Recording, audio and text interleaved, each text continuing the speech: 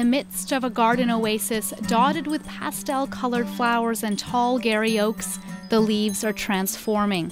But it's not just these plants going through their autumn cycle. The organization behind this site is also changing. The mortgage payment is $10,000 a month. The numbers are looking more and more daunting for the Land Conservancy of BC as they look over their budget for Abkhazi Garden. It's a space TLC has been working to save for over a decade, but there's still $900,000 left on Abkhazi's mortgage in what board chair Alistair Craighead is calling a financial crisis. I think it was May-June period. I found as the board chair that some of our loans were in default. They weren't being paid.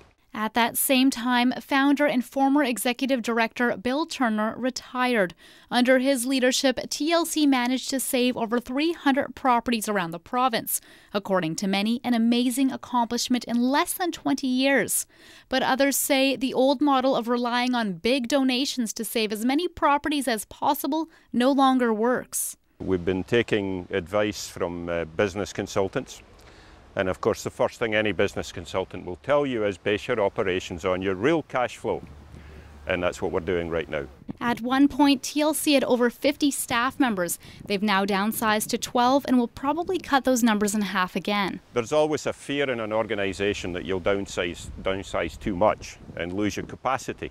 But we really don't have any choice. We have to downsize so that we're within our absolutely guaranteed income. Alistair says it's really important to keep Abkhazi Gardens going because it's such a well-known place in the community. But one of the main problems is that the head gardener position was actually terminated. So who's going to look after this site?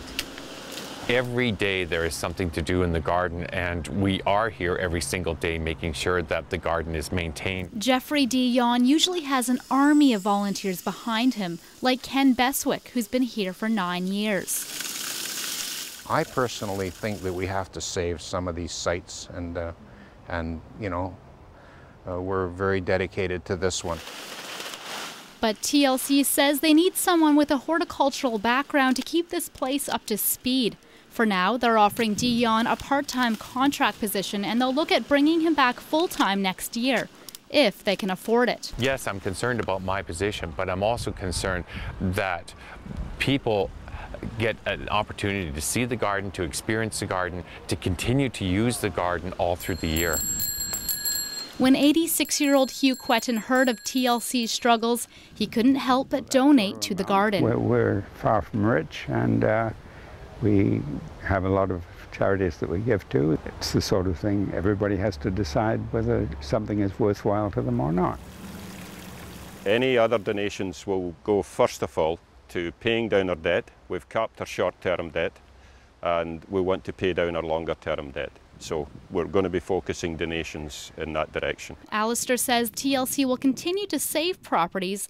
They just need to look at other options when it comes to ownership. I don't believe it's important that TLC continue to own the properties. I believe what we've been most successful at doing is saving property which, for instance, in Victoria has then gone to regional government as parkland, and the Sook Hills is a perfect example of that. Only time will tell if this model will be successful. As for Abkhazi, what we're doing right now is we're fundraising to pay that mortgage down, and we have a matching fund from the Weston Foundation. They will match any donations that come here to help pay down that mortgage. There's no doubt TLC is facing tough times, but the organization says tough times calls for tough decisions, and restructuring is the only way to move forward in protecting sacred places. In Victoria, I'm Jen Muranetz.